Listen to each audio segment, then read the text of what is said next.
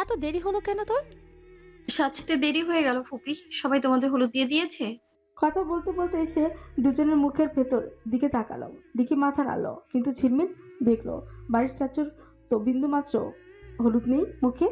সে ছোট উঁচে পড়ল। আপনাকে মনে হয় কেউ হলুদ দেয়নি। পুরো ব্যাপার না, আমি দিয়ে দিচ্ছি। বলেই সে দুই হাতে দলা দলা হলুদ নিয়ে এক ঝটকায় দিঘি আর বারিশের গালে মাখিয়ে দিতে লাগলো। শুধু হলুদ মাখানোই না, স্টেজে তখন উচ্চস্বরে গান বাজছে আর ঝিলমিল সেটার সাথে মিলিয়ে নিজেও গাইতে লাগলো। এদিকে হলুদটা গালে লাগাতে বারিশের চোয়াল শক্ত হয়ে এলো। তার চোখের মণি দুটো কুচকে উঠলো রাগে। এই বাড়িতে তার গায়ে এভাবে হাত দেওয়ার সাহস কারও নেই। আর এই পিচ্ছি, এই মেয়েটার এত সাহস, কিন্তু ঝিলমিল এসবের কোনো ধার ধারলো না। সে এবার গানের তালে তাল পরিবর্তন করে সাথে সাথে স্টেজ কাপে নাচতে শুরু করলাম। নতুন এক হিন্দি গানের বিচের সাথে তাল মিলিয়ে সে কোমর দুলে নাচতে শুরু করে দেয়। कर दिया है तूने मुझको यूं बेकरार माही, कह दिया दुनिया से मैं तेरी हो गई रे, तेरे नाल मैं आवांगी, ससुराल में जावांगी। পুরো প্রাঙ্গণ জুড়ে দুই পরিবারের সকলে বসে আছে। ঝিলমিলের এই নাচ দেখে তার নিজের পরিবারের সবাই হাততালি দিল। দর্শক সারির সামনের দিকে বসা ঝর্ণা শেহরিয়ার কপালে বিরক্তির ভাঁজ পড়ল। তিনি অত্যন্ত কড়া চোখে ঝিলমিলের এই অতিরিক্ত নাচানাচি দেখছিলেন। ঝিলমিলের বান্ধবী ইরান একটু দূরে দাঁড়িয়েছিল। নাচের মাঝেই সে একটু অবাক হয়ে ঝিলমিলের হাত ধরে টেনে একপাশে নিয়ে গেল। ফিসফিস করে বলল, তুই এটা কোন গানে নাচিস রে? শ্বশুর বাড়িকে তুই যাবি নাকি? কেন, কি হয়েছে? আরে এটা তোর ফুপির বিয়ে, তোর না। কিন্তু ফুপি তো পালাবে।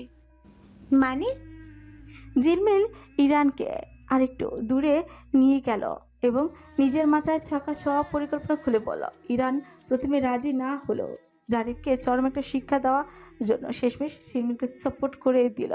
নিজের বান্ধবীর বিয়ে, তাই সেও আর বসে রইল না। বান্ধবীর সাথে সেও এখন নাচতে শুরু করে দিল। মঞ্চে এখন সবাই নিজেদের মতো করে নাচে। মেয়েরাজ তার বন্ধুদের নিয়ে এক কোনায় লাফাতে ব্যস্ত। বড়রা ছোটরা সবাই যখন এই হই হুল্লোড়ে মেতে আছে, কিন্তু এত হই হুল্লোড় মাঝে একপাশে একা দাঁড়িয়ে আছে তাহসিন। সে একটু পরপর বেশ উদাসীন ভাবে ফোনে কিছু একটা দেখছিল, যেন এই অনুষ্ঠানটা কোনো মতে শেষ হলে সে বাঁচে। ঝিলমিলে হঠাৎ নজর গেল সেদিকে। সে দৌড়ে গিয়ে টেনে বের করলো তাহসিনকে। একা একা দাঁড়িয়ে কিসের শোক পালন করছো আঙ্কেল? আমার সঙ্গে নাচবে, চলো। তাহসিন হাত ছাড়ানোর চেষ্টা করে বলল, ছাড়ো ঝিলমিল, আমি ওদিকে যাব না। না, নাচতে হবে আমার সঙ্গে। বলতে বলতে তাকে টেনে নিয়ে এলো সবার মাঝখানে। তাহসিনের একটা হাত উপরে তুলে ধরে সে এবং সেই হাতের নিচে নিজের আঙুল দিয়ে গলিয়ে সুন্দর করে পাক খেয়ে ঘুরতে লাগলো। দিঘি আর বারিশ এসব উপেক্ষা করে আবারও কিছু একটা নিয়ে কথাই বলছিল, কিন্তু দিঘির চোখ হঠাৎ সামনে পড়তে সে স্তব্ধ হয়ে গেল। সে দেখলো তাহসিন ঝিলমিলকে ঘোরাচ্ছে, হাসছে তাহসিন। কত খুশি সে। বিয়ের চিন্তায় দিঘি মারা যাচ্ছে, অথচ এই ছেলে এত খুশি না। দিঘির এই ভেবে কষ্ট হচ্ছে না যে তাহসিন ঝিলমিলকে ঘোরাচ্ছে, কারণ ঝিলমিল অনেক ছোট আর তাহসিনও ওকে কখনো অন্য নজরে দেখে না। ওর কষ্ট হচ্ছে এই কারণে যে দিঘির বিয়ে হয়ে যাচ্ছে, এটা দেখেও তাহসিনের বুকে একটু কষ্ট লাগছে না। সে কতটা নির্বিকার। দিঘি ওভাবে পাথরের মতন সামনে তাকিয়ে থাকতে দেখে বারিশও নিজের অনীহা সত্ত্বেও সেদিকে তাকায়। আর তাকাতে সেকেন্ডের মধ্যে বারিশের পুরোপুরি বদলে গেল মুখের অভাব। শান্ত চোখ দুটো পলকে জ্বলে উঠল ধক করে। তার তীক্ষ্ণ দৃষ্টি প্রথমে গিয়ে আটকালো ঝিলমিলের ওপর, ঝিলমিলের সেই ফুটফুটে পুতুলের মতো নিষ্পাপ মুখের উপর। সে এখনো তাহসিনের হাত ধরে পাক খাচ্ছে। পরক্ষণে বারিশের চোখ গেল ঝিলমিলের ফর্সা উন্মুক্ত পেটের দিকে। নাচের ঝোঁকে লেহেঙ্গার ওনাটা কখন যে সরে গেছে তা ঝিলমিল নিজেও টের পায়নি। তার ফর্সা কামুক কঠি দেশটি এখন সবার সামনে অনাবৃত। বুকের ভেতরটা যেন লাভায় ফুটতে শুরু করলো বারিশে। চোখ দুটো লালচে রং ধারণ করেছে। রাগের কারণে বারিশের নিজেরও অজানা মন চাইলেও তার এক্ষুনি গিয়ে স্টেজের সব কিছু ভেঙে চুরে এইখান থেকে চলে যেতে। সে আর এক সেকেন্ডও না বসে ছট করে উঠতে এলো। দ্রুত পা এগিয়ে এসে লাফাতে থাকা মেয়েরাজের ঘাড় ধরে এক টানে সবার মাঝখান থেকে বের করে আনলো সে। মেয়েরাজ আচমকা ঘাড়ের উপর চাপ পড়ায় কুকিয়ে উঠলো বলল, কি হলো, আমাকে এভাবে টেনে আনলি কেন? এসব গান বাজনা এক্ষুনি বন্ধ করো। কেন? আমার ভাল লাগছে না। না লাগলে নাই, আজ একটু সবাই মজা করবেই, তুই দয়া করে সহ্য করে নে। আমি কিন্তু কি স্পিকার ভেঙে ফেলবো। ভেঙে ফেললে আমার কি? ডেকোরেশন ম্যানেজারকে তোকেই জরিমানা দিতে হবে, দিতে পারলে ভেঙে ফেল। ওকে। বাড়ি সত্যি সত্যি স্পিকারের দিকে পা বাড়ালো। মেয়েরাজ দেখলো সর্বনাশ, এই পাগল তো আসলে ভেঙে ফেলবে। সে তৎক্ষণাৎ দৌড়ে গিয়ে বারিশের পাঞ্জাবির ওড়নাটা পেছন থেকে টেনে ধরল। দাঁড়া ভাই, আমি বন্ধ করাচ্ছি, তাও তুই অন্তত এত মানুষের মধ্যে ঝামেলা করিস না। নাচানাচির ধুমধাম পর্ব শেষ হতেই এবার বিশাল মাঠ জুড়ে শুরু হলো খাওয়া দাওয়ার আয়োজন। চারিদিকে ছড়িয়ে পড়েছে খাসির বিরিয়ানির সুবাস। মূল খাবারের পাশাপাশি এক কোণায় আলো ঝলমলে ফুচকা আর চটপটির একটা লাইভ স্টলও বসানো হয়েছে, যেখানে তরুণ তরুণীদের উপচে পড়া ফের। সেখানে কিছু দিঘির বন্ধু বান্ধব, কিছু মেহেরাজের সাথে আরও অন্যান্য আত্মীয় স্বজন। নাচতে নাচতে ঝিলমিল ততক্ষণে একদম ক্লান্ত, তার শরীর আর চলছে না। নুরজান চৌধুরী নিজের হাতে প্লেট থেকে বিরিয়ানি তুলে তুলে ঝিলমিলের মুখে গুজে দিচ্ছেন। খাওয়া শেষ করে সে একটু জিরিয়ে নেওয়ার জন্য স্টেজের উপরে দিঘির পাশে গিয়ে বসল। দিঘির সামনেও খাবারের রাজকীয় প্লেট সাজানো, কিন্তু সে এক লোকমা মুখে তোলেনি। ভীষণ অন্যমনস্ক হয়ে চামচ দিয়ে প্লেটের বিরিয়ানিগুলো এপাশ ওপাশ করছে আর আঙুল ঘুরিয়ে ঘুরিয়ে চালের দানাগুলো গুনছে। ঝিলমিল চারপাশটা একবার দেখে নি দিঘির দিকে একটু ঝুঁকে ফিসফিস করে বলা, কালকে কখন পালাবে ফুপি? সরাসরি এমন কথা শুনে চমকে উঠল দিঘি। হাতের চামচটা প্লেটের উপর ঠক করে পড়ে গেল। এই মেয়েটা এসব গোপন কথা কোথা থেকে জানল? সে চরম বিস্ময় আর ভীতি জড়ানো চোখে ঝিলমিলের দিকে তাকিয়ে রইল। তার গলার সাথে শুকিয়ে কাজ। ঝিলমিল ফুপির অবস্থা বুঝতে পেরে ঠোঁট চিপে হেসে পড়ল। দিঘি নিজের ভেতরকার কাপড়টা লুকিয়ে রাখার আপ্রাণ চেষ্টা করে কড়া গলায় বলল, আরে দূর, ভয় পেও না তো, আমি কাউকে কিচ্ছু বলবো না। ঝিলমিল কাজ ছাড়ানোর চেষ্টা করতে করতে ফিসফিসিয়ে বলল, তুই এসব কি আবল তাবল বলছিস ছিল? আমি পালাবো কেন? তোর মাথা ঠিক আছে? একদম ঢং করো না তো ফুপি, আমি খুব ভালো করেই জানি তুমি তাহসিন আঙ্কেলকে ভালোবাসো। সেদিন আমি তোমাদের সবার কথা আড়ালে দাঁড়িয়ে শুনে নিয়েছিলাম। কথাটা শুনতে দিঘি আর রাগ সামলাতেই পারল না। নিজের বা হাতটা সে বাড়িয়ে ঝিলমিলে কাঁচা খপ করে চেপে ধরে একটু মুচড়ে দিয়ে বলল, এত বড় সাহস আমার রুমের দরজায় আড়ি পাতিস তুই? আরে ছাড়ো ছাড়ো, লাগছে তো। একটা প্রয়োজনে তোমার রুমে গিয়েছিলাম, তখন কানের মধ্যে তোমাদের কথাগুলো চলে আসে। আমি কি ইচ্ছে করে শুনেছি নাকি? এখন ওসব বাদ দাও তো, বলো তো কখন পালাবে? আমি নিজে তোমাকে এই বাড়ি থেকে পালাতে সাহায্য করব। চুপ কর, একদম আস্তে কথা বল। তড়িঘড়ি করে ঝিলমিলের মুখটা চেপে ধরতে চাইল। তারপর চারপাশে কোলাহলের দিকে তাকিয়ে অসহায় কঞ্চে বলল, কিন্তু পালিয়ে আমি কি করবো ছিল? যার জন্য আমি এই সব কিছু ছেড়ে চলে যাব, সেই মানুষটাই তো আমার সঙ্গে যাবে না। সে তো আমাকে নিয়ে যাওয়ার জন্য একটা পাও বাড়াবে না। ঝিলমিল ফুপির এই অসহায় মুখটা দেখে নিজের মুখটাও কেমন কাঁদো কাঁদো বানিয়ে ফেল। সে দিঘির হাঁটা জড়িয়ে ধরে নরম গলায় বলল, তাহসিন আঙ্কেল না গেলে তুমি একাই পালাও ফুপি, পরে না হয় ওনাকে বুঝিয়ে সুঝিয়ে রাজি করানো যাবে। কিন্তু তুমি যদি এখন এই বাড়িতে থেকে যাও, তাহলে তো কাল সত্যি সত্যি বিয়েটা হয়ে যাবে। আমি কোনোভাবেই চাই না তুমি এইভাবে ভেতরে ভেতরে কষ্ট পেতে পেতে কাউকে জোর করে বিয়ে করো। দিঘি আর ঝিলমিলের আলোচনার মাঝখানে এসে হাজির হলেন ঝর্ণা বেগম। গম্ভীর পায়ে এগিয়ে এসে তিনি দিঘির অন্য পাশে ফাঁকা জায়গাটা বসলেন। তার তীক্ষ্ণ চোখ দুটো দিঘির না ছোঁয়া বিরিয়ানির প্লেটের দিকে রেখে কিছুটা পরক করার সুরে বললেন, কি হলো বৌমা? কখন থেকে দেখছি প্লেট সামনে নিয়ে বসে আছো, কিছুই খাচ্ছ না? কিসের এত টেনশন করছো? ফুপির গ্যাস্ট্রিক হয়েছে দাদি, সেই জন্য খেতে পারছে না। তুমি একটা গ্যাস্ট্রিকের ট্যাবলেট এনে দাও। দিঘির আগে ঝিলমিল ফটাফট বলে ফেল। ঝর্ণা বেগম চোখ গরম করলেন, এই মেয়ে, তোমাকে কিছু জিজ্ঞেস করছি আমি। বড়দের কথার মাঝখানে এত কথা কেন বলো? আমি তো ফুপির ভালোর জন্যই বললাম আজব। ঝিলমিলের কথায় আর পাত্তা দিলেন না ঝর্ণা।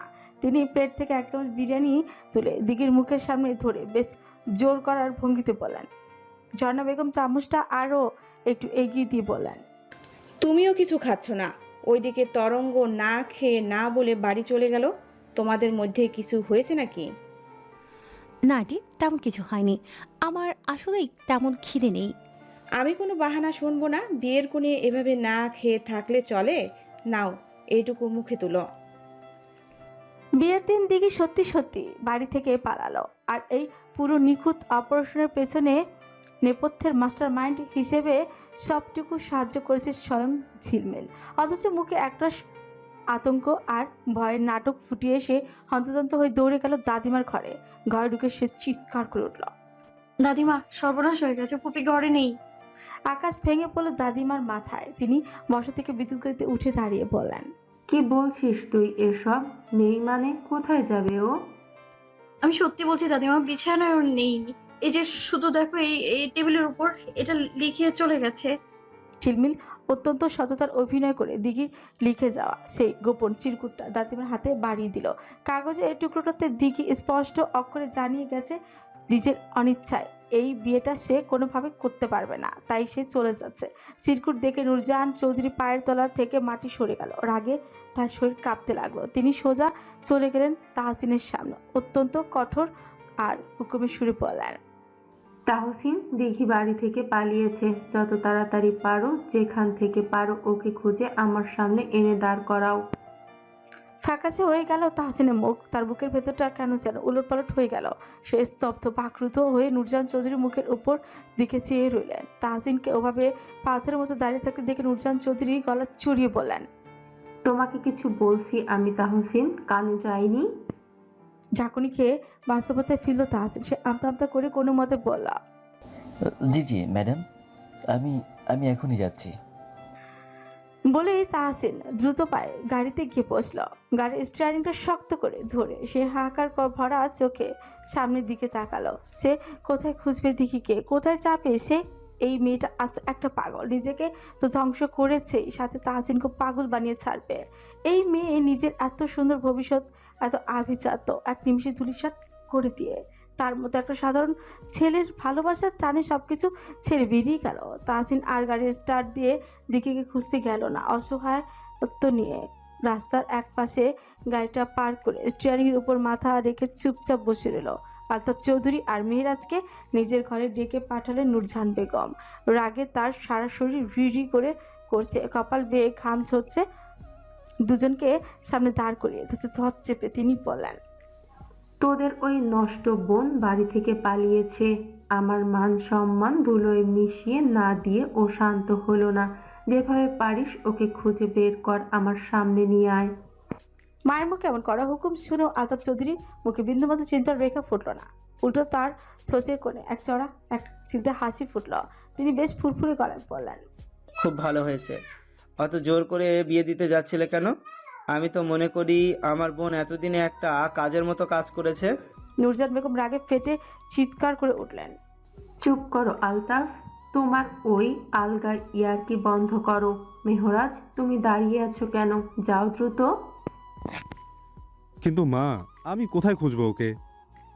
তোমার কি মনে হয় আশেপাশে কোথাও বসে আছে ও? ও তো সব প্ল্যান করেই গেছে। আর তাছাড়া আমি এবার বারিশকে কি জবাব দেব?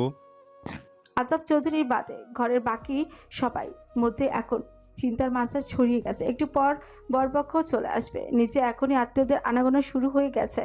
মানসিক চাপে নূরজাহান বেগম সোফার উপরই ধপ করে বসে পড়লেন। এক কোনায় দাঁড়িয়ে সব দেখছিল ঝিলমিল। সে চুপিসারে বান্ধবী ইরানের দিকে তাকিয়ে চোখে একটা বিশেষ ইশারা করলো। তারপর সে চিন্তিত সাজার ভান করে বলল, দাদিমার অবস্থা তো খুব খারাপ, আমি ওনার জন্য একটু শরবত বানিয়ে নিয়ে আসি।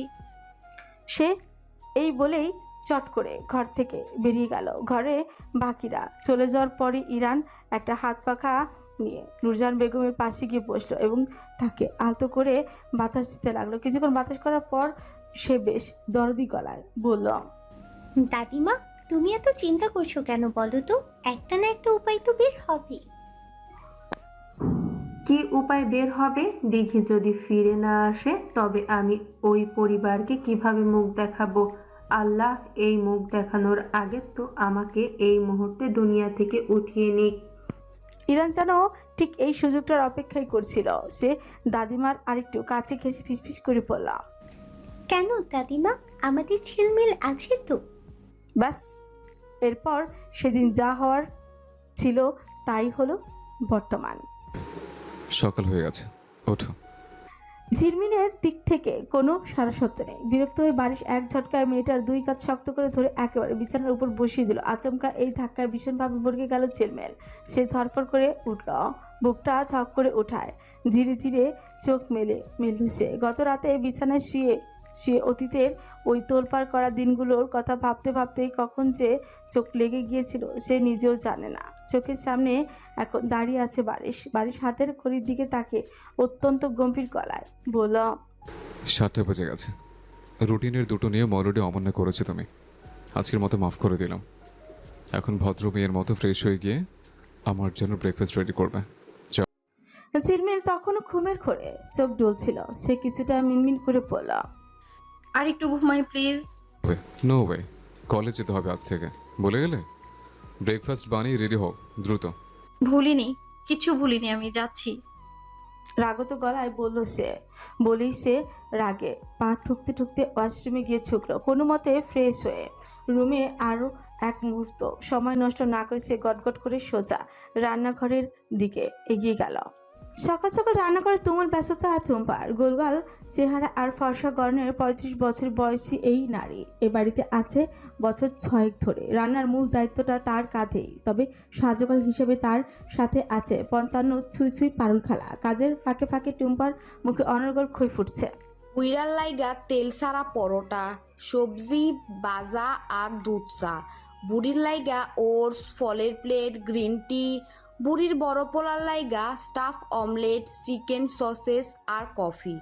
বুড়ির নাতি খাইব double chicken sandwich, cheese omelette, hash brown আর 1 গ্লাস জুস। বুড়ির নাতিন ফ্রেঞ্চ টোস্ট, সসেস, দুধ। বুড়ির পারুল খালা এতক্ষণ রান্নাঘর ঝাড়ু দিচ্ছিল। হাতে থাকা ঝাড়ুটা একপাশে রেখে পারুল খালা ধমকে সুরে বলে উঠলেন, চুপ কর, আয়সা শুনলে ঘাড় দইরা বাইর করবো তোরে। তুমি চুপ করো তো খালা। প্রতিদিন এক এক জনের লাইগা এক এক পদের খাবার বানাইতে আর ভাল লাগে না। সকাল সকাল উইডা একটা জিনিস রাইন্দা দিমু, সবাই এইডা খাইবো, তা না অগো এক একজনের পেটে এক এক জিনিস ঢুকান লাগবো। তুই তাও এটার নাম মুখস্থ কইতে পারোস, আমি তো তাও পারি না। তুই না থাকলে যে কেমনে কি করতাম। হন্তদন্ত হয়ে কিচেনে পা রাখলো ঝিলমিল। চোখে মুখে রাজ্যের তাড়া তার। ও টুম্পা আন্টি, তাড়াতাড়ি আমায় কিছু বানিয়ে দাও তো। পেছন দিকে ফিরে ঝিলমিলকে দেখে চম্পা অবাক। তুমি এইখানে কি করো এত সকালে? হ্যাঁ, জলদি কিছু একটা বানিয়ে দাও। কি বানামু? বাড়ির চাচুর জন্য কিছু একটা বানিয়ে দাও। সকালে উনি কি খান, দ্রুত কিছু একটা রেঁধে দাও। আর শোনো, একদম বলবে না এটা তুমি বানিয়েছো। বলবে এই রান্নাটা আমি মানে ঝিলমিল করেছে। ওকে, এখন চট জলদি হাত চালাও। হ, এখন তো সবার জন্যই রানমু, ছোট বাইডারও রানমু। কিন্তু তোমারে এত অস্থির লাগতাছে কে? পরে বলবো, আগে রান্না করো, ওনারটা আগে করো। মনে থাকে যেন ক্রেডিট কিন্তু আমার। কথা শেষ করে ঝিলমিল দ্রুত পায়ে পেছন ফিরতেই শক্ত কিছুর সাথে ধাক্কাই খেলো। সঙ্গে সঙ্গে নাকে এসে ঠেকলো টম ফোর্ড পারফিউমের অতি চেনা সেই কড়া সুবাস। 2 পা পিছিয়ে মুখ তুলে সামনে দাঁড়ানো পুরুষটিকে দেখা মাত্রই পায়ের নখ থেকে মাথার চুল পর্যন্ত বৈদ্যুতিক তরঙ্গই খেলে গেল ঝিলমিলের শরীরে। বারিশ এক পলক ঝিলমিলের দিকে তাকিয়ে তাকে একপাশে সরিয়ে দিল। এরপর টুম্পার দিকে তাকে গম্ভীর নির্দেশ দিল, টুম্পা, আপনি আপাতত কিচেন থেকে বের হন। পারুল খালার দিকে চোখ ফিরতে যোগ করলাম, খালা আপনিও?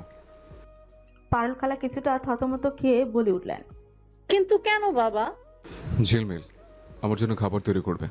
ও মা, কেন ঝিলমিল কেন করবে ভাইজান? আমরা তো আছি। আমি আপনাদের যেতে বলেছি, বের হন এখান থেকে। টুম্পা আর পারুল খালা একে অপরের দিকে তাকালো। ঝিলমিল চোখের ইশারায় যেতে নিষেধ করলো। তবে বারিশের দিকে তাকিয়ে আর দাঁড়িয়ে থাকলো না তারা, চলে গেল রান্নাঘর থেকে। তারা বেরিয়েছেতে তাদের পেছন পেছন বারিশও খানিকটা এগোলো। ঝিলমিল এই সূচকে দ্রুত পায়ে এসে টুম্পার হাতটা চেপে ধরলো, ফিসফিসিয়ে বলা, দাঁড়াও, উনি সকালে কি খান? 2টা সানি সাইড আপ ডিম, মাল্টিগ্রেন ব্রেড টোস্ট আর চিনি ছাড়া ব্ল্যাক কফি। টুম্পা আপনাকে চলে আসতে বলেছে। বাইরে থেকে বারিশের গমগমে কণ্ঠস্বর ভেসে আসতে সময় লাগলো না। ভয়ে টুম্পা আর এক মুহূর্ত দাঁড়ালো না। বারিশ পুনরায় কিচেনে প্রবেশ করে ভেতরে থাকা ছোট ডাইনিং টেবিলের চেয়ারটায় গিয়ে বসল। পকেট থেকে ফোনটা বের করে স্ক্রিনে ডুব দিল সে।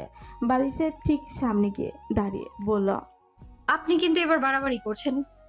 ফোনের পর্দা থেকে চোখ না সরিয়েই বারিশের নির্লিপ্ত জবাব, তাহলে চলো তোমাকে তোমার বাড়ি রেখে আসি। এটা কেমন কথা? ওরা থাকতে আমি কেন এসব করতে যাব? তাহলে কি ওদের কাছ থেকে বরখাস্ত করবো? আচ্ছা, আমি ওদের ডেকে বলে দিচ্ছি, কাল থেকে যেন এই বাড়ির আর কোনো কাজে হাত না দেয়। চেয়ার ছেড়ে বারিশ উঠে দাঁড়াতে নিলে ঝিলমিল তড়িৎ বেগে তার শক্ত বাহু আঁকড়ে ধরল। থাক, ওদের রিজিকে হাত দিয়েন না, বানাচ্ছি আমি আপনার খাবার। বারিশ আবারও বসে পড়তে ঝিলমিল কাউন্টার টপের দিকে এগিয়ে গেল। ইন্ডিকেটর বাটন চেপে ইন্ডাকশন ওভেনটি চালু করে তার উপর বসিয়ে দিল ননস্টিক ফ্রাই প্যান। এরপর ফ্রিজটা খুলে দুটো ডিম হাতে নিল সে। ডিম সে ভাজতে পারে, এতটুকু করতে তার কোনো সমস্যা নেই। একটা ডিম নিজের কপালে শেষ দিল ভাঙার জন্য, কিন্তু ভাঙলো না। দ্বিতীয়বার চেষ্টা করেও ব্যর্থ হলো। তাকালো বারিশের দিকে। বারিশের পুরো মনোযোগ তখনও ফোনের স্ক্রিনে নিবদ্ধ। ঝিলমিল তার দিকে এগিয়ে গেল গটগট করে। আলতো করে বারিশের এক মুঠো চুল ধরে তার মাথাটা উঁচিয়ে ধরল সে।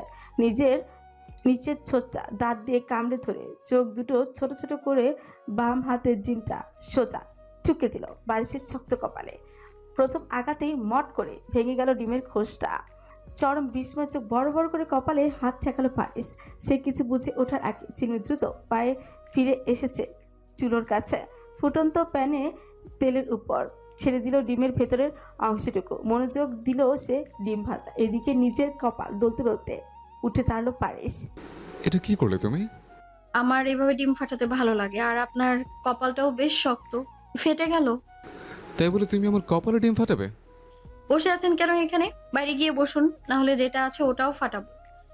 বারিশ কিছুক্ষণ চোখ মুখ শক্ত করে দাঁড়িয়ে রইল। তার চোয়াল জোড়া কঠিন, চোখের তারায় তীব্র বিরক্তি। ঝিলমিলের দিকে তপ্ত চোখে তাকে নিচু ও ভারী গলায় শুধু একটাই শব্দ উচ্চারণ করলো সে, স্টুপিড। বলে গটগট করে কিচেন থেকে বের হয়ে ডাইনিং এর টেবিলের একটা চেয়ার টেনে বসলো। শিলু বেগম নিচে এসে রান্নাঘরের ভেতরে ঝিলমিলকে দেখে তার চোখ কপালে অবাক হয়ে বললেন, এ কি ঝিলমিল, তুমি কি করছো এখানে? খাবার বানাচ্ছি চাচি। খিদে পেয়েছে বুঝি? টুম্পাকে বলতেই তো করে দিত। এই টুম্পা, কোথায় তুই? এত সকাল হয়ে গেছে, এখনো রান্নাবান্নার কোনো তোড়জোড় নেই? শিলুর চড়া ডাক শুনে তড়িঘড়ি করে রান্নাঘরে ঢুকলো টুম্পা। তোমার দেওরেই তো আয়সা বাইর কইরা দিল আমাগো, বলল আজ থাইকা ঝিলমিল যেন রান্দে। আমাগো কি দোষ? আমরা তো আয়সা সকালে নাস্তা তোরজোরি করতাছিলাম। ঝিলমিলও টুম্পার কথায় সায় দিয়ে যোগ করলাম, হ্যাঁ চাচি, বাড়ির চাচুই ওদের চলে যেতে বলেছে, ওদের কোনো দোষ নেই। কিন্তু কেন? ওনার জন্য যেন আমি খাবার বানাই। এটা কেমন কথা? বাড়িতে এত মানুষ থাকতে তুমি কেন রান্নাঘরে খাটবে? কি জানি এটা তার কেমন অদ্ভুত যুক্তি। আরো অনেক কাজ দিয়েছে আমাকে। কথাটা শুনে শিলু বেগম স্তব্ধ হয়ে গেলেন। ছেলেটা নিশ্চিত দিঘিকে হারিয়ে পুরোপুরি মানসিক ভারসাম্য হারিয়েছে। তা না হলে এই বাচ্চা মেয়েটার উপর এমন অত্যাচার করবে কেন? তিনি রান্নাঘর থেকে বেরিয়ে সরাসরি বারিশের সামনে গিয়ে দাঁড়ালেন। ক্ষিপ্ত গলায় বলেন, মাথা খারাপ হয়েছে তোমার তরঙ্গ? ঝিলমিলকে কেন রান্নাঘরে ঢুকিয়েছো? বারিশ ফোনের স্ক্রিনে ব্যস্ত নির্লিপ্ত ভঙ্গিতে জবাব দিল, রান্না করবে আমার জন্য। ওকে দিয়ে রান্না করাবে মানে? ও আমার বউ, ওকে দিয়ে কি করাবো আর না করাবো সেটা একান্তই আমার ব্যক্তিগত ইচ্ছা। তুমি এই বিষয়ে কথা না বললেই খুশি হব। ওকে ওর কাজ করতে দাও। শিলু বেগম এবার একটু নরম স্বরে বোঝানোর চেষ্টা করলেন, আরে তুমি বুঝতে পারছো না কেন? ওর বয়স কতটুকু? এসব রান্নাবান্নার কাজ ও কখনো করেছে? কাল বিয়ে করে আজই ওকে রান্নাঘরে ঢুকিয়ে দিলে ওর বাপের বাড়ির মানুষ জানতে পারলে কি ভাববে? বুঝতে পারছো? বারিশের কণ্ঠে কোনো দ্বিধা ছাড়াই অত্যন্ত শীতল গলায় বলল, ওদের সমস্যা হলে এসে নিয়ে যাক ওকে, তবে এই বাড়িতে থাকতে হলে ও আমার নিয়মে চলবে। তরঙ্গ, তুমি চুপ করো বৌমা, আমার ছেলে একদম ঠিক আছে। পেছন থেকে ভেসে আসা তীক্ষ্ণ কণ্ঠস্বরে শিলু বেগম কথা থামিয়ে সেদিকে তাকালেন। সিঁড়ি দিয়ে নামতে নামতে কথাগুলো বলছেন ঝর্ণা শেহরিয়ার। ঠিক সেই মুহূর্তেই সদর দরজা দিয়ে ভেতরে পা রাখলেন চঞ্চল সাহেবও। ফজরের নামাজ পড়ে এতক্ষণ বাইরে হাঁটছিলেন তিনি। ঝর্ণা বেগম ধীর পায়ে হেঁটে এসে ছেলের পাশে চেয়ারটায় বসলেন। এতদিন একটা সঠিক সিদ্ধান্ত নিয়েছো তুমি। যতদিন এই বাড়িতে থাকবে সব কাজ ওকেই করতে হবে। টুম্পা, ওকে বলে দাও সবাই সকলে যা যা খাবে সব তৈরি করে যেন টেবিলে সাজিয়ে রাখে। ঝিলমিল বারিশের জন্য তৈরি করা সানি সাইড আপ ডিম আর মাল্টিগ্রেন টোস্টের ট্রেটাতে হাতে নিয়ে ডাইনিংয়ের দিকে এগিয়েছিল আসছিল। তার পা দুটো যেন মেঝেতেই আটকে গেল। তার পরক্ষণে টেবিল থেকে ভেসে এলো বারিশের কঞ্চ।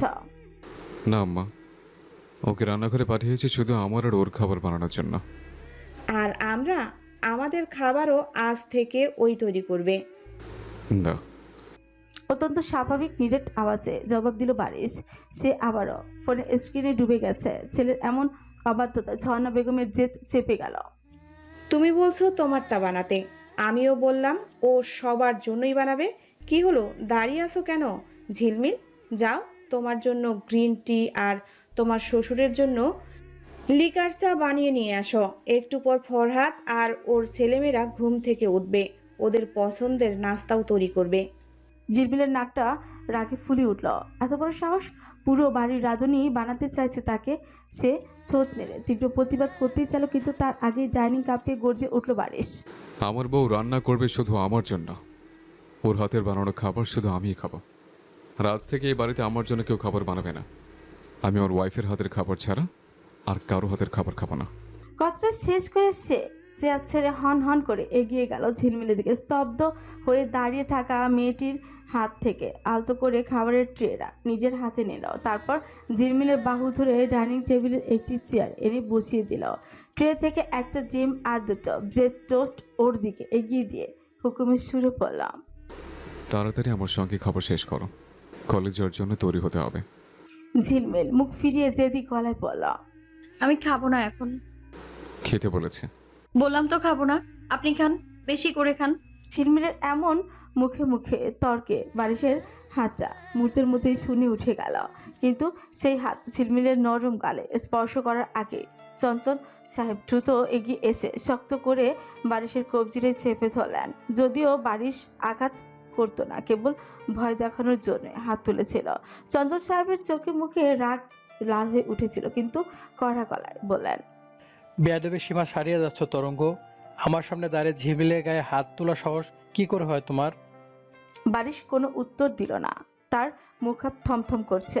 এদিকে ঝিলমিল আতঙ্কে এখনো চোখ দুটো শক্ত করে বন্ধ করে রেখেছে। ডাইনিংয়ের এই তুলকালাম কাণ্ড দেখে ঝর্ণা বেগম বাকরুদ্ধ হয়ে বসে রইলেন। ছেলে তার এসব কি বলছে? এই বাড়ি আর কারো হাতের রান্না খাবে না মানে কি? ও কি যৌথ পরিবার থেকে একদিনের মাথায় বনি আলাদা সংসার পাততে চাইছে? চঞ্চল শেরিয়ারের ভেতরের ক্ষোভ এবার বিস্ফোরণের মতোই ফেটে পড়ল। চিৎকার করে বলেন, ওকে দিয়ে তুমি কোন সাহায্যে রান্না করিয়েছ? এবারও বারিশের তরফ থেকে কোনো প্রতিক্রিয়া মিলল না। চঞ্চল সাহেব আবারও বললেন, ঝিলমিলকে আজই ওর নিজের বাড়িতে রেখে আসবো। ঝিলমিল ঝাটকা দিয়ে চোখ খুলল। এত কাহিনী করে বিয়ে করলো দুদিনের মধ্যেই চলে যাওয়ার জন্য? এখনো তো জারিফের সাথে কিছুই করতেই পারিনি। চেয়ার ছেড়ে তড়িৎ রেগে উঠে দাঁড়িয়ে মাথা নেড়ে ব্যাকুল হয়ে বলল কিশোরী, না না না, আমি কোথাও যাব না। এখানে তুমি ভালো থাকবে না, অযথায় কিছু মানুষ তোমাকে কষ্ট দিবে। ভেবেছিলাম উপরওয়ালার ইচ্ছাতেই বিয়েটা হয়েছে, যা হয় মঙ্গলের জন্যই, কিন্তু আজ আমার ভুল ভেঙেছে। আমি তোমার দিদিমার সাথে কথা বলে সব ব্যবস্থা করেছি। না দাদা ভাই, প্লিজ আমি যাব না, এখানেই থাকবো। আমি ওনার জন্য রান্না করতে একটু আপত্তি নেই আমার। কথাটা বললেই সে ভেজা চোখে বারিশের পাথরের মুখের দিকে তাকালো। মিনতি ভরা কণ্ঠে ফিসফিস করে পড়ল, আপনি কিছু বলুন, আমি যাব না। বারিশের চল এতক্ষণ শক্তই ছিল, এবার সামান্য আলগা হলো। চঞ্চল শেরিয়ারের চোখের দিকে সরাসরি তাকালো সে। শুনলেন তো, ও নিজেই যেতে চাইছে না, ও এখানেই থাকবে আর আমার সর্বশর্ত মেনেই থাকবে। চঞ্চল সাহেব ক্ষিপ্ত গলায় কিছু বলতেই যাচ্ছিলেন, কিন্তু তাকে থামিয়ে দিয়ে বারিশ চেয়ার ছেড়ে সোজা হয়ে দাঁড়িয়ে টেবিল থেকে খাবারের ট্রেটা এক হাতে তুলে নিয়ে অন্য হাতে ঝিলমিলের কবজি শক্ত করে চেপেই ধরল। কোনো বাক্য ব্যয় না করে ঝিলমিলকে টেনে হিঁচড়ে ডাইনিং স্পেস থেকে বের করে নিয়ে এলো সে। জারিফ মাত্র ঘুম থেকে উঠে চোখ ডোতে বাইরে এসে দাঁড়িয়েছিল। ঘরের ভেতরে এত তুলকালাম ঘটে গেছে সে কিছুই টের পায়নি। সে একরাশ অবুঝ বিস্ময় নিয়ে তার চাচা আর নতুন চাচি টানা হাঁচড়ার দিকে ফ্যাল করে তাকিয়ে রইল। নিজের রুমে ঢুকে বাড়ির সশব্দে দরজাটা আটকে দিল। আর কোনো কথা না বাড়িয়ে বিছানার পাশে ছোট টেবিলটায় খাবারের ট্রেটা রেখে ঝিলমিলের বানানো নাস্তা থেকে কেবল একটা ব্রেড টোস্ট মুখে দিল সে। তারপর পানি খেয়ে নিজেকে শান্ত করল। ঘড়ির দিকে তাকিয়ে বলল বারিশ, বাকিটা শেষ করে 10 মিনিটের মধ্যে তৈরি হবে। বলে সে নিজের কাপড় নিয়ে ওয়াশরুমে চলে গেল। ঝিলমিলও বাধ্য মেয়ের মতন খেয়ে নিল বাকি খাবারটা। চৌধুরী বাড়িতে সকালে নাস্তা শেষ করে নুরজান চৌধুরী, আলতাফ চৌধুরী আর তাহসেন তিনজন একসঙ্গে সদর দরজা দিয়ে বাইরের দিকে বেরিয়ে হচ্ছিলেন। অফিসে যাবে তারা। মেহরাজ তখনও নিজের ঘরে ঘুমোচ্ছে। সে আরও কিছুটা পরেই অফিসে যাবে। কিন্তু সদর দরজার কাছে আসতে আচমকায় থমকে গেল 3 জোড়া পা। চোখের পলকে সবার মুখের অভিব্যক্তি বদলে গেল। সামনে সে দাঁড়িয়ে আছে দেখে তার পুরো অবস্থাটা চরম এলোমেলো। চোখের নিচে কালচে কালি পড়ে গেছে, মাথার চুলগুলো অবিন্যস্ত। বিগত এই কয়দিন সে প্রচণ্ড নেশা করেছে তাকে দেখে নিশ্চিত বোঝা যাচ্ছে। দিঘি কি অবস্থা দেখে ঘরের দোরগোড়ায় দেখে তাহসিনের ভেতরটা কেমন থক করে উঠল। মা, শব্দটা সে উচ্চারণ করতে না করতে নুরজান চৌধুরীর হাত এসে পড়ল দিঘির গালে। সজোরে এক থাপ্পড় খেয়েও দিঘি সম্পূর্ণ নির্বাক রইল। গালে দ্বিতীয় থাপ্পড়টা পর আগে আলতাফ চৌধুরী দ্রুত মাকে ধরে একপাশে সরিয়ে নিয়ে এসে বললেন, মাথা ঠান্ডা রাখো আম্মা, ওর সাথে আমাকে কথা বলতে দাও। নুরজান চৌধুরী রাগে কাঁপতে কাঁপতে চিৎকার করে উঠলেন, কোনো কথা বলার প্রয়োজন নেই, বের হয়ে যেতে বলো ওকে, না হলে আজ আমি ওকে জানে মেরে ফেলবো। আলতাফ চৌধুরী মাকে শান্ত করার চেষ্টা করতে করতে বোনের দিকে তাকে ক্ষিপ্ত গলায় বলল, কোথায় ছিলি তুই এতদিন? ফ্রেন্ডের বাসায়। বিয়ে করবি না সেটা আমাকে বলে দিতিস। তোর জন্য আজ আমার মেয়েটার জীবনটা পুরো সর্বনাশ হয়ে গেল। কি হয়েছে? আম্মা বারিশের সাথে ঝিলমিলের বিয়ে দিয়ে দিয়েছে। কথাটা শুনে খুব একটা অবাক হলো না দেখি সে খুব স্বাভাবিক গলায় বলল, নুরজান এতে সর্বনাশের কি আছে? চৌধুরী তেরে এসে দিকে চুল ধরলেন, আবার বলছো সর্বনাশের কি আছে? তোমার জন্য আমার ছোট সোনাটাকে এই কাঁচা বয়সে বিয়ে দিতে হয়েছে। দিঘি মায়ের হাতের টানে তোয়াক্কা না করে উল্টো বলল, দিলে কেন? এত সম্মানের চিন্তা করো কেন? আমাদের থেকে কি তোমার ওই সম্মান এতই বড়? এবার নুরজান চৌধুরী আরও রেগে গেলেন। তিনি চরম আক্রোশে এক ঝটকা মেরে মাটিতে ফেলে দিলেন দিঘিকে। শক্ত মেঝেতে পড়ার আগেই তাহসিন তৎক্ষণাৎ এগিয়ে এসে দিঘির দুবাহু শক্ত করে ধরে ফেল। দিঘি সোজা হয়ে দাঁড়িয়ে তাকালো তাহসিনের দিকে, কেমন এক অদ্ভুত শূন্য আর নির্বাক চাহনি। তাহসিন নিজেকে সামলে নিয়ে আলতো করে ছেড়ে দিল দিঘিকে। দিঘিও আর এক মুহূর্ত সেখানে দাঁড়ালো না। উপস্থিত কারো কোনো কথার পরোয়াও না করে সে ভেতরের দিকে যেতেই পড়ল, আজ সারাদিন ঘুমাবো, কাল থেকে আমিও অফিসে জয়েন করব। ডিরেক্টরস ক্যাবিনটা যেন একদম রেডি থাকে। মেরে খামখেয়ালি পনা আর কথার কোনো পাত্তাই দিলেন না নুরজাহান চৌধুরী। আলতাফ চৌধুরীও মুখ ফিরিয়ে নিলেন, কারণ তারা ভালো করেই জানেন এই মেয়ের কথাবার্তার কোনো আগামাথা নেই, কোনো ঠিক ঠিকানা নেই। তারা দুজনেই চলে যেতে লাগলেন। তবে ঠায় দাঁড়িয়ে রইল তাহসিন, তার দৃষ্টি স্থির তখনও দিঘির চলে যাওয়ার দিকে নিবদ্ধ। গাড়িতে বসে স্টিয়ারিংয়ে হাত রেখে ঝিলমিলের জন্য অপেক্ষাই করছিল বারিশ। সদর গেটের দিকে তীক্ষ্ণ দৃষ্টি দিতেই দেখলো দ্রুত পায়ে এগিয়ে আসছে মেচা। সে গাড়ির ভেতর থেকেই হাত বাড়িয়ে পাশের দরজাটা খুলেই দিল। ঝিলমিল ভেতরে আসতেই বারিশের চোখ গেল ওর মাথার দিকে। চুল বাঁধা একদম গোছানো হয়নি। মেচা সিটে এসে বসতেই বারিশের সোজা প্রশ্ন করল, চুলের অবস্থা এমন কেন? দাদিমা তো নেই। আমার চুল সবসময় দাদিমা বেঁধে দিতেন, নিজে তো ঠিকঠাক পারি না। আচ্ছা, আমি আমাদের বাসায় গিয়ে দাদিমার কাছ থেকে চুলটা বাঁধিয়ে আসবো। না থাক, মনে হয় উনি এতক্ষণে চলে গেছেন। বলতে বলতে ঝিলমিল আর চোখে খেয়াল করলো নিজের বাড়ির কথা উচ্চারণ করতে বারিশের মুহূর্তের মধ্যেই শক্ত হয়ে গেছে। চোখের সেই কঠিন ভাব দেখেই সে নিজেই ছট করে কথা কাটিয়ে নিল, চলুন, দেরি হয়ে যাচ্ছে। পুরো প্রসঙ্গটা বদলে ফেল সে। বারিশ আর কোনো কথা না বাড়িয়ে গাড়ি স্টার্ট দিল। পুরো রাস্তায় দুজন মাঝে আর কোনো বাক্য বিনিময় হলো না।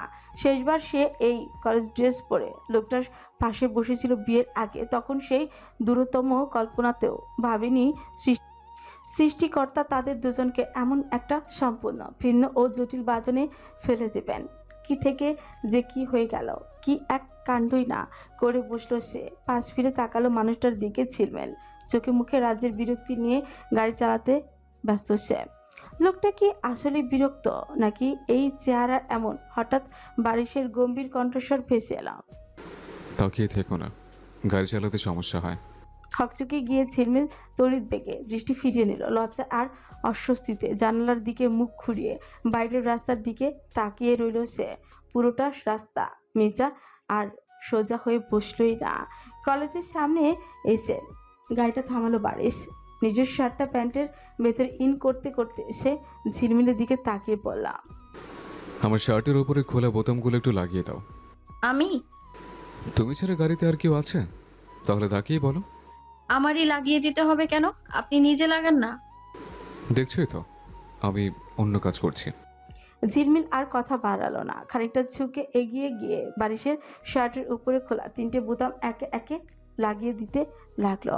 ঠিক তখনই বারিশের তপ্ত ও গাঢ় নিঃশ্বাস এসে আছড়ে পড়ল কিশোরীর কপালে আর মুখে। এক অদ্ভুত শিহরণে চোখ তুলে স্বামীর দিকে তাকালো ঝিলমিল। কাছ থেকে বারিশের চোখ দুটো অদ্ভুত আর সুন্দর, গভীর লাগছিল, যার ভেতরে এক ধরনের সম্মোহনী ক্ষমতা লুকিয়ে আছে।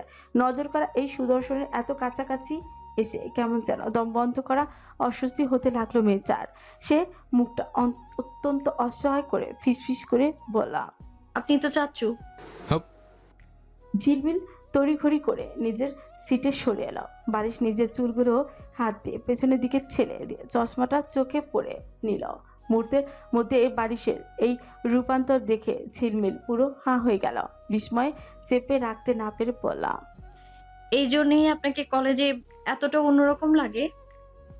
বারিশ চশমার উপর দিয়ে একবার তাকিয়ে শীতল গলায় বললাম, গাড়ি থেকে নামো দ্রুত।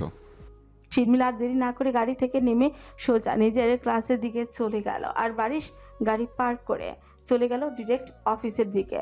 সেখানে উপস্থিত অন্য শিক্ষকদের সাথে দু একটা কথা বলে সে নিজের ডেস্কটায় গিয়ে বসল। আমাকে তো কিছু জিজ্ঞেস করলেন না স্যার? হঠাৎই মেল এই কণ্ঠস্বর আওয়াজে বারিশ পাশ ফিরে তাকালো। সম্পূর্ণ অচেনা এক যুবতী দাঁড়িয়ে আছে। পরনে হালকা রঙের জমকালো এক শাড়ি, গায়ের সাথে জড়ি আছে নিখুঁতভাবে। মাথার চুলে কৃত্রিম রঙের ছোঁয়া, আর হাতে এক কাপ ধোয়া ওঠা কফি। বারিশ কিছুটা দূরত্ব বজায় রেখে অত্যন্ত মার্জিত স্বরে বললাম, আই এম সরি, আপনার কাছে প্রথম দেখছি। আসলে আমি এখানকার নতুন জয়েন করা ম্যাম। আজই আমার প্রথম দিন, তাই সবার সাথে একটু পরিচিত হচ্ছি। আমার নাম পরিণীতা জামান, সবাই অবশ্য আমাকে পরি বলেই ডাকে। আমি কলেজ সেকশনে ম্যাথমেটিক্সের লেকচারার হিসেবে অ্যাপয়েন্ট পেয়েছি। বারিশ মাথা নেড়ে সংক্ষিপ্ত নিজের পরিচয় দিল। বুঝতে পেরেছি, আমি শেহরিয়ার ফয়সান, ইউনিভার্সিটির ইংলিশ ডিপার্টমেন্টের শিক্ষক। নতুন ম্যামের চোখ দুটো এবার কেমন যেন কৌতূহলী হয়ে উঠল। সে বারিশের মুখের দিকে গভীরভাবে তাকিয়ে বললাম, আপনার ভয়েসটা কেমন যেন চেনা চেনা মনে হচ্ছে, কোথায় যেন শুনেছি আগে। বারিশ নিজের হাত ঘড়ির দিকে তাকিয়ে বললাম, এক্সকিউজ মি, আমার ক্লাসের সময় হয়ে গেছে, আমাকে এখন উঠতে হচ্ছে। বলে বারিশ ফাইলপত্র হাতে নিয়ে চলে আসতে চাল। পরিণীতা চট করে এক পা এগিয়ে এসে বললাম, আরে ওয়েট, আমার এখন সত্যি মনে হচ্ছে আপনার এই কণ্ঠস্বরটা আমি আগেও শুনেছি। কেন জানি মনে হচ্ছে এই ভয়েসটা আমার সাথে অনেক দিন ধরে খুব ক্লোজলি পরিচিত। আজকে এই প্রথম ক্লাসে প্রথম থেকে উপস্থিত ছিল ঝিলমিল। আজকেও ইরানের পাশে লাস্ট বেঞ্চে বসেছে, কিন্তু ক্লাস শুরু হওয়ার পর থেকে একটা অদ্ভুত জিনিস তার নজরে আসছিল। বারিশ ক্লাসে ঢোকার পর থেকে অনবরত ফোনের স্ক্রিনের দিকে তাকিয়ে আছে। প্রায় 10 মিনিট কেটে গেল, অথচ সে ফোন থেকে চোখ সরাচ্ছে না। গভীর মনোযোগ দিয়ে ফোনে কি যেন একটা দেখছে, আর ওর কপালে সামান্য কুচকে আছে। বারিশের এই অন্যমনস্কতা ঝিলমিলকে বেশ অবাক করলো। সে কৌতূহল চেপে রাখতে না পেরে পাশে বসা বান্ধবীর দিকে একটু ঝুঁকে ফিসফিসিয়ে বলল, কি করছেন উনি ফোনে? ইরান খাতা থেকে কলমটা তুলে ঝিলমিলের দিকে তাকিয়ে মৃদু আওয়াজে জবাব দিলাম, তুই আর আমি তো একসাথে, আমি কিভাবে জানবো বল? তবে উনি প্রতিদিনই এমন করেন, ক্লাসে এসে প্রথম কয়েক মিনিট ফোনে কি যেন চেক করেন, তারপর ফোন রেখে ক্লাস শুরু করেন। ইরানের কথা শেষ হতে না হতে বারিশ ফোনটা লক করে টেবিলের উপর রেখে দিল। গম্ভীর গলায়, সবার রোল কল করতে শুরু করে। নাম ডাকার পর্ব শেষ হতে বারিশ রেজিস্টার খাতাটা বন্ধ করে টেবিলের উপর আলতো করে চাপ দিয়ে বলল, লাস্ট ক্লাসে যা পড়েছিলাম সেখান থেকে এখন কয়েকজনকে কিছু প্রশ্ন করব। কথাটা শোনা মাত্র ঝিলমিলের বুকের ভেতরে থক করে উঠল। যেন আত্মা হাতে নিয়ে বসে রইল সে।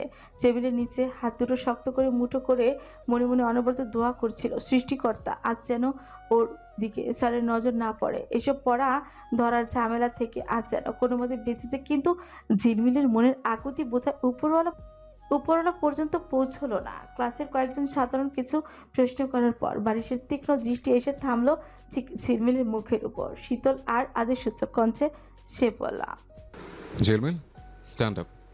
দরফরানি সামলে ধীরে নিয়ে ধীর পায়ে উঠে দাঁড়ালো ঝিলমিল। বারিশ সরাসরি ঝিলমিলের চোখের দিকে তাকিয়ে প্রশ্ন ছুড়ে দিল, Can you explain the difference between a participle and an infinitive with examples? And what is a dangling modifier? সুবহানাল্লাহ। মনে মনে আওড়ালো ঝিলমিল, কারণ ও এটা জীবনেও পারবে না। কিছুটা পারলেও এই মুহূর্তে সম্পূর্ণ গুলিয়ে গেছে। সাজিয়ে গুছিয়ে বলা তার পক্ষে সম্ভব না। মূর্তির মতো স্তব্ধ হয়ে দাঁড়িয়ে রইল মির্জা। ক্লাসের বাকি সবাই তখন গোল গোল চোখ করে ওর দিকে তাকিয়ে আছে। বেশ কয়েক সেকেন্ড পার হওয়ার পর বারিশ খাতা কাটার লাল কলমটা আঙুলে ঘোরাতে ঘোরাতে বলল, কি হলো বলো। চুপ করে রইল ঝিলমিল। মাথা নিচু করে ইরানের দিকে ইশারা করলো। ইরানের মাথা নাড়িয়ে বোঝালো সেও পারবে না এটা। I'm waiting, ঝিলমিল। মনে নেই। বারিশের চেহারে কোনো অভিব্যক্তির পরিবর্তন হলো না। দাঁড়িয়ে থাকো।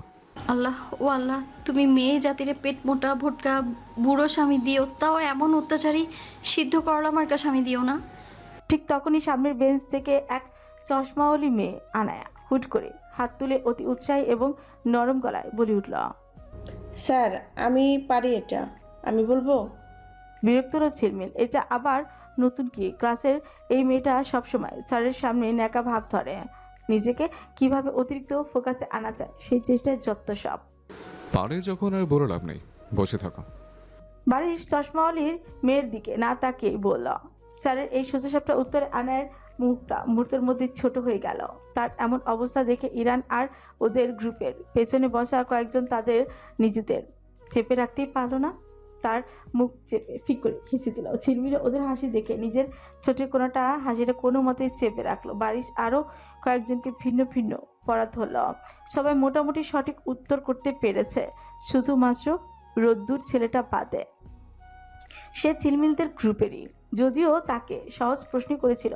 ইরানকেও সহজ প্রশ্ন করেছিল, একদম পানির মতন। ঝিলমিলকে এটা ধরলে ফটাফট বলে দিত, কিন্তু তাকে এমন একটা ধরেছে যে পারলেও ক্লাসে বুঝিয়ে বলার মতো প্রতিভা ঝিলমিলের নেই। তোমাকে আমি আরেকটা কোয়েশ্চেন ধরবো, পারলে বসিয়ে দেবো। স্যারের কণ্ঠ কানে আসতে ভাবনা থেকে বের হয় ঝিলমিল। জি স্যার, বলুন। Scarcely I had reached the college when the bell rang. এখানে গ্রামাটিক্যাল এররটা কোথায় এবং এই রুলটাকে কি বলা হয়? ঝিলমিল ছোট নাড়ে কিছু বলল না। উত্তর নিয়ে খুব কনফিউশনে পড়ে গেছে সে। স্কার্সলি আর হ্যাড, এই আগে পড়ে আসার চক্করটা সম্পূর্ণ গোলমেলে ঠেকলো। সে মাথা নিচু করে আবারও চুপচাপ দাঁড়িয়ে রইল। পারবে না? বারিশের কণ্ঠ কানে আসতেই মাথা নিচু রেখে দুপাশে মাথা নাড়ল ঝিলমিল।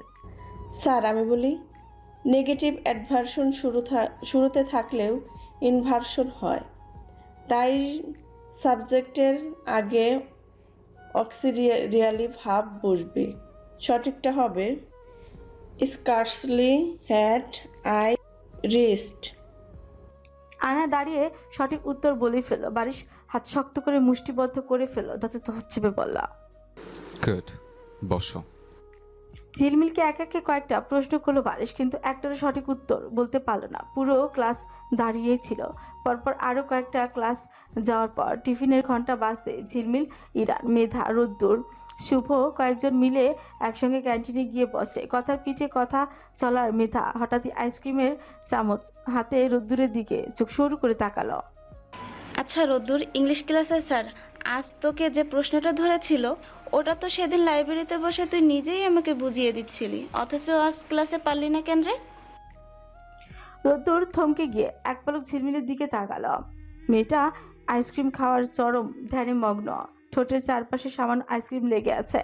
সেদিকে থেকে চোখ সরিয়ে নিয়ে রোদ্দুর খুব স্বাভাবিক গলায় এড়িয়ে যাওয়ার চেষ্টা করলো। এমনি রে, হঠাৎ মাথায় আসছিল না। হয়েছে, আর ঢং করতে হবে না। ঝিলমিল একা ক্লাসে দাঁড়িয়ে থাকবে সেটা সহ্য হবে না বলেই তুই ইচ্ছা করে ভুল উত্তর দিয়ে ওর পাশে দাঁড়িয়েছিলি, সত্যি না? মুহূর্তের মধ্যে ঝিলমিল আর ইরানের আইসক্রিম খাওয়া বন্ধ হয়ে গেল। ঝিলমিল চোখের পাতা ছোট ছোট করে সন্দেহভাজনের দৃষ্টিতে রোদ্দুরের দিকে চেয়ে পড়ল। তুমি সত্যি এই জন্য দাঁড়িয়েছিলে নাকি? দূর, ও একদম ফালতু বকছে। তোর জন্য আমি সাত করে স্যারের কাছে বাস খেতে যাব নাকি? কথাটা শেষ করে রোদ্দুর টেবিলের তলা দিয়ে শুভকে কষে একটা লাথি কাটলো। ঝিলমিল আর কথা বাড়ল না, আবারও আইসক্রিম মনোযোগ দিল। রোদ্দুর প্রসঙ্গ বদলে ঝিলমিলকে উদ্দেশ্য করে সুথল। জারিফ ভাইয়া কি তোকে আর ডিস্টার্ব করেছিল? আবারও আইসক্রিমের চামচ আটকে গেল ঝিলমিলের। সে আর ইরান চকিতে একে অপরের দিকে তাকালো। তার মানে কলেজে ঝিলমিলের বিয়ের খবরটা বন্ধুদের কেউ এখনো টের পায়নি। ঝিলমিল নিজেকে সামলে নিয়ে হালকা গলায় বলল, না, ডিস্টার্ব করার সাহস পাবে কোথায়? সামনে যদি আবার কোনো ঝামেলা করে সোজা আমাকে বলবি। তোকে বললে তুই কি করবি? মেরে তক্তা বানিয়ে দিব। রোদ্দুরের বীরত্বপূর্ণ সংলাপ শুনে ঝিলমিল সব পুরো টেবিল হাসিতে ফেটে পড়ল। যার বাপ সেদিনও আমাদের সবার সামনে এসে বলছিল ছেলে আমার এখনো ড্রিম লাইট জ্বালিয়ে ঘুমায়, একা শুতে পারে না, সে কিনা আবার সিনিয়রকে মারবে। শুভর কথায় লাল হয়ে গেল রোদ্দুরের মুখখানে। তুই মুখটা একটু বন্ধ করবি? ঝিলমিল, ও কিন্তু একদম বানিয়ে বানিয়ে বলছে। আমি মোটেও অতটা ভীতু নই। তুমি এতদিন কলেজে আসোনি কেন জাহানারা? হঠাৎই পেছন থেকে ভেসে আসা পুরুষালী কঞ্চে গ্রুপের সবাই চমকে পাশে তাকালো। হালকা আকাশি রঙের ফুল হাতা শার্ট পরা ফাহিম মীর দাঁড়িয়ে আছেন। কলেজের আইসিটি টিচার তিনি। স্যারকে দেখে তড়িঘড়ি করে উঠে দাঁড়ালো ঝিলমিল। ভদ্রতার হাসি হেসে পড়ল, স্যার একটু অসুস্থ ছিলাম। ফাহিম স্যারের মুখে চিন্তার ছাপ ফুটে উঠল। কি হয়েছিল? এখন শরীর ঠিক আছে তো? জি স্যার, এখন একদম ঠিক আছি। আচ্ছা, কোনো বিষয় সমস্যা হলে আমাকে জানিও। অবশ্যই স্যার, জানাবো। ফাহিম মৃদু হেসে মাথা নাড়িয়ে সামনের দিকে হেঁটে চলে গেলেন। ঝিলমিলও একটা স্বস্তির নিঃশ্বাস ফেলে বন্ধুদের আড্ডায় নিজের জায়গায় গিয়ে বসলো। কিন্তু কয়েক কদম যাওয়ার পরই যেন কিছু একটা মনে পড়ে গেল ফাহিম স্যারের। তিনি থমকে দাঁড়িয়ে পেছনে ফিরে আবারও ডাকলেন, ঝিলমিল একটু শোনো। ঝিলমিল চট করে ফাহিম স্যারের কাছে এগিয়ে গেল। তুমি কি আইসিটি কোথাও প্রাইভেট পড়ছো? না স্যার, পড়ছি না, তবে আমরা ফ্রেন্ডরা সবাই মিলেই কোথাও পড়ার কথা ভাবছি। তুমি চাইলে আমার কাছে পড়তে পারো। সত্যি স্যার? আপনিও ব্যাচ পড়ান নাকি? না, ব্যাস পড়াই না, তবে তুমি পড়তে চাইলে আমি পড়াবো। আচ্ছা স্যার, আপনাকে জানাবো। ঠিক আছে, সাবধানে থেকো, টেক কেয়ার। স্যার চলে যেতে ঝিলমিল আবারও ফিরে এলো টেবিলে। সে বসতে না বসতে রোদ্দুর উৎসুক করে আরও কিছু একটা শক্ত গলায় শুধল। কি বললো রে ফাহিম স্যার তোকে? বলো আইসিটি প্রাইভেট পড়তে চাইলে উনি নাকি আমায় পড়াবেন। তুই কি বললি? বললাম জানাবো। রোদ্দুরের চোখের কোণ দুটো কেমন যেন বদলেই গেল। তাতে পরিষ্কার স্যারের প্রতি ক্ষোভ। স্যার যাওয়ার পথের দিকে গম্ভীর মুখে চেয়ে রইল সে। ক্লাস শেষে বাড়ি ফিরছিল বারিশ আর ঝিলমিল। গাড়ি চলছিল আপন গতিতে। বারিশের এক হাত স্টিয়ারিং, অন্য হাত গিয়ারে স্থির, পাশে বসা ঝিলমিল। তুমি কি কিছু বলবে? গাড়িতে ওঠার পর থেকে ঝিলমিলকে ছটপট করতে দেখে বারিশ শুধালো। ঝিলমিল একটু দ্বিধা নিয়ে তাকালো। বলতাম, বলো। আইসিটি প্রাইভেট পড়া দরকার ছিল, আজ স্যার এসে বললেন তার কাছে চাইলে পড়তে পারি। বারিশের চোখে দৃষ্টি রাস্তা থেকে সরালো না, একদম নির্বিকার গলায় শুধল, কোন স্যার? আমাদের যে আইসিটি ক্লাস নেন, ফাহিম স্যার। শব্দ দুটো শেষ হওয়ার আগে বিকট শব্দে গাড়ি ব্রেক কষল। পিছলা রাস্তায় চাকার ঘর্ষণে থমকে গেল দাঁড়ালো ধাতব শরীরটা। ঝাঁকুনিতে সামনে ঝুঁকে পড়ল ঝিলমিল। বারিশ ধীর সুস্থে গাড়ির নিউট্রালে আনলো, তারপর ঝিলমিলের দিকে খুলল। কার কাছে পড়বে? ফাহিম স্যার। কেন? তুমি তাকে কি বলেছ? বলেছি জানাবো। তাকে বলে দিও তুমি পড়বে না। বারিশের এই হঠাৎ একতরফা সিদ্ধান্তটা মেনে নিতে পারল না ঝিলমিল। কেন? উনি অনেক ভালো আইসিটি পড়ান, আমি পড়তে চাই। আমি নিষেধ করেছি। আমি পড়তে চাই।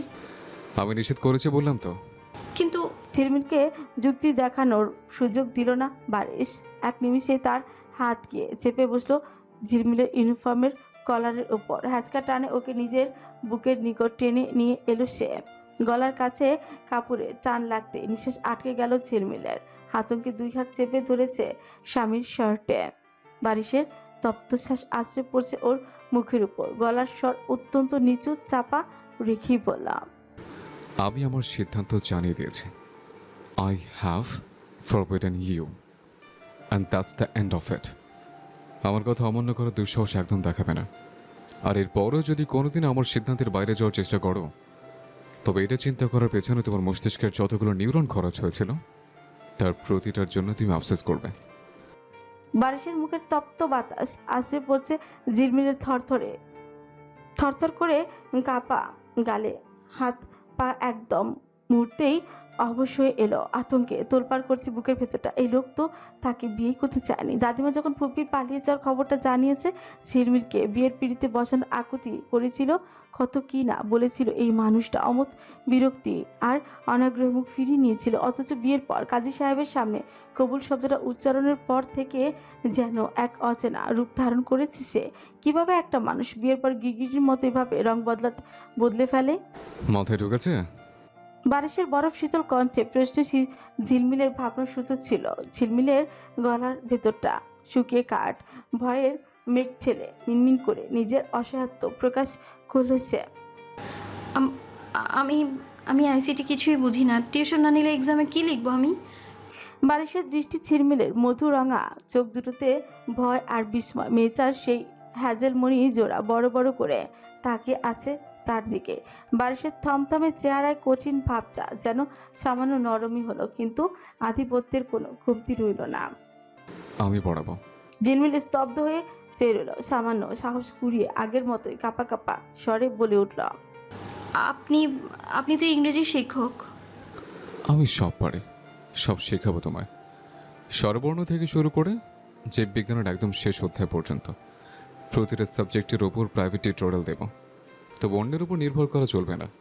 তোমার শিক্ষক একটাই, সেটা বারিশ। আমার গ্রুপে তো জীববিজ্ঞান নেই। বারিশ আর কিছু ঝিলমিলকে আগের জায়গায় বসিয়ে দিয়ে গাড়ি স্টার্ট করলো। এদিকে ঝিলমিলের হৃৎপিণ্ড বাইন মাছের মতন লাফাচ্ছে। শেরিয়ার বাড়ির সামনে এসে গাড়ি থামালো বারিশ। গাড়ি থেকে নেমেই চৌধুরী বাড়ির গেটের সামনে নিজের বাবাকে দেখতে পেল ঝিলমিল। আলতাফ সাহেব নিশ্চয় কোনো কাজ এদিকে এসেছিলেন।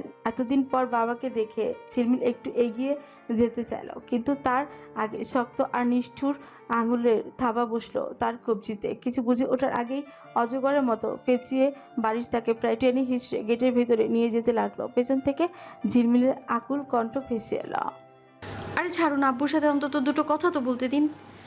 কিন্তু যুবক সেই কথায় কান দেওয়ার প্রয়োজন বোধ করলো না। ওইদিকে নিজের চোখের সামনে জামাইয়ের এমন অপমানজনক ব্যবহারে আলতাফ সাহেবের ফর্সা মুখটা মুহূর্তে কালো হয়ে উঠল।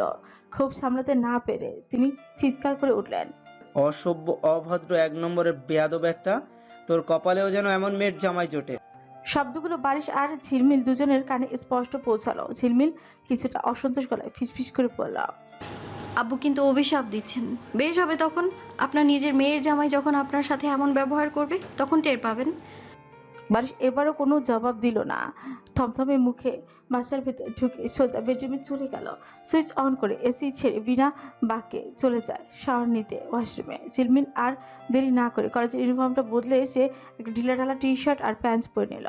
এখন শুধু বারিশ ওয়াশরুম থেকে বের হওয়ার অপেক্ষা। সে বের হলেই নিজে ফ্রেশ হতে ঢুকবে। ঘর একা দাঁড়িয়ে থাকতে সকালের ঘটনাগুলো একের পর এক মাথার ভেতর ঘুরপাক খেতে লাগলো তার। সকালে জোর করে তাকে দিয়ে রান্না করানো, ক্লাসে একের পর এক প্রশ্ন করে দাঁড় করিয়ে রাখা, গাড়ির ভেতরে সেই আচরণ, সবশেষে নিজের বাবার সাথে এই জঘন্য ব্যবহার। আসলে লোকটা একটা চরম বেয়াদব। নাহলে গুরুজনদের সাথে কেউ এমন করে? ঝিলমিল ভালো মেয়ে বলেই তো একে সহ্য করে যাচ্ছে। নাহলে এর কপালে মেয়ে তো দূরের কথা, জিনও জুড়ত না। ভাবতে ভাবতেই রাকে কচকচ করতে করতে সে ওয়াশরুমে বন্ধ দরজার দিকে সামনে গিয়ে দাঁড়ালো। তার খুব ইচ্ছে করছে এই মুহূর্তে কাঠের দরজাটা ভেঙে ভেতরে ঢুকে লোকটার নাক বরাবর শক্ত একটা ঘুষি বসিয়ে দিতে। যে ভাবনা সেই কাজ। ডান হাতটা মুষ্টিবদ্ধ করে বাতাসে তুলে ফেলেছে দরজাকেই বারিশের মুখ কল্পনা করে পূর্ণ শক্তিতে মারল এক ঘুষি। কিন্তু এমন কিছু হলো যা ঝিলমিল স্বপ্নেও ভাবতে পারেনি। লক করে ওয়াশরুমের দরজাটা আচমকাই ফাঁক হয়ে গেল আর ঝিলমিলের সেই সজোরে নিশানা ভেদি ঘুষিটা গিয়ে সোজা বিঁধল সদ্য শাওয়ার নিয়ে বেরিয়ে আসা বারিশের নাক বরাবর। উফ! ঘটনার আকস্মিকতায় বিদ্যুৎ স্পৃষ্টের মতো দুপা পিছিয়ে এলো ঝিলমিল। ভয়ে বুক ঝিপঝিপ করতে লাগলো তার। অপরাধীর মতন দুটো হাত উপরে তুলে দুপাশে মাথা নাড়াতে নাড়াতে বলল, আমি দিইনি না, মানে আপনাকে মারতে চাইনি আমি।